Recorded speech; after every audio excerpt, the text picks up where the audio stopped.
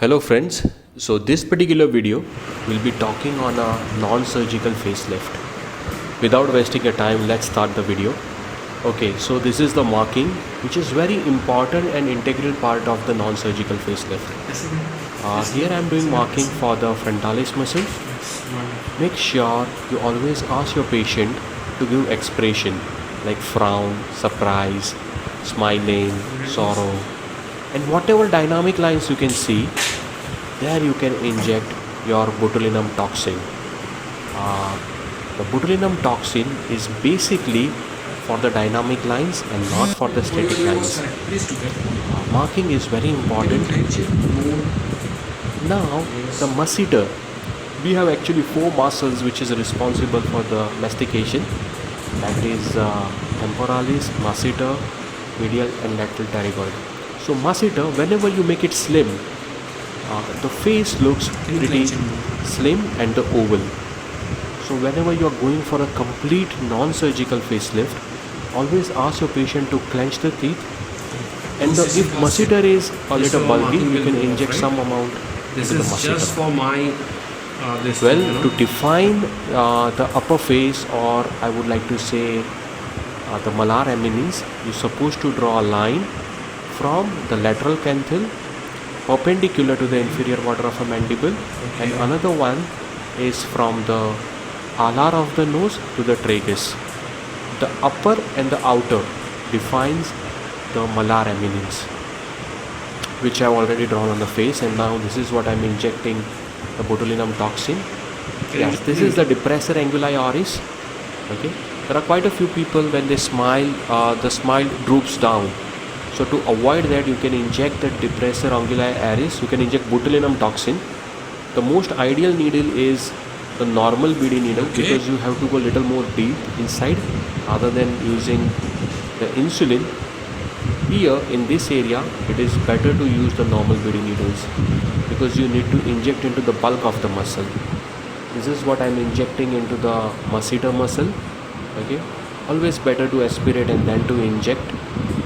I will not be talking on a dilution part. The only reason is it already I spoken about it, and the different points, as per the marking, I am injecting right perpendicular into the masseter muscle. The function of the masseter is into the mastication. Not to worry, the function never gets affected.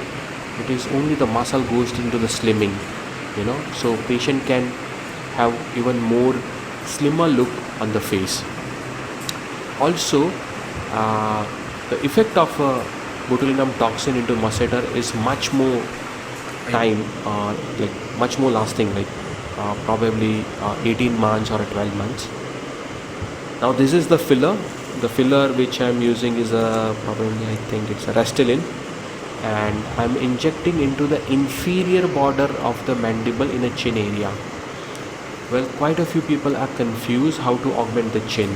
So when you want to increase the vertical length, you should always inject into the inferior border, and when you want to inject the antero-posterior, that time you will inject something similar what I am doing right now. One can also use the micro vibration device what I am using. It is easily available on Amazon and other online portal. So this helps you to reduce a little pain. Now I am augmenting the malar eminence. Here I have divided malar eminence and the upper jawline into the three different points. So these injections are comparatively more deeper. It is onto the bone, not superficial. Always better to aspirate and then inject. Here we are doing anti-aging. Filler can be used for the facial sculpting also, and it can be used for the anti-aging also. So in anti-aging, make sure you do not inject too much. Otherwise, in this point, the last point, if you inject more, it helps into the facial sculpting. Like a very young girls want to have a more prominent cheek or a cheekbone or a jawline. So for them, you're supposed to inject more, and you're supposed to inject even little more superficial also. Unlike here, this is for the only for the anti-aging purpose. So these are the three different points. The marking I have already told you. the upper and the outermost segment. There you're supposed to inject. Now, as I told you, we are doing the complete facelift. This is just not the nasolabial. Here I'm trying to inject into the very close to the pyriform aperture. So when you inject there, it gives you a good base to your Wonderful. alar of the nose.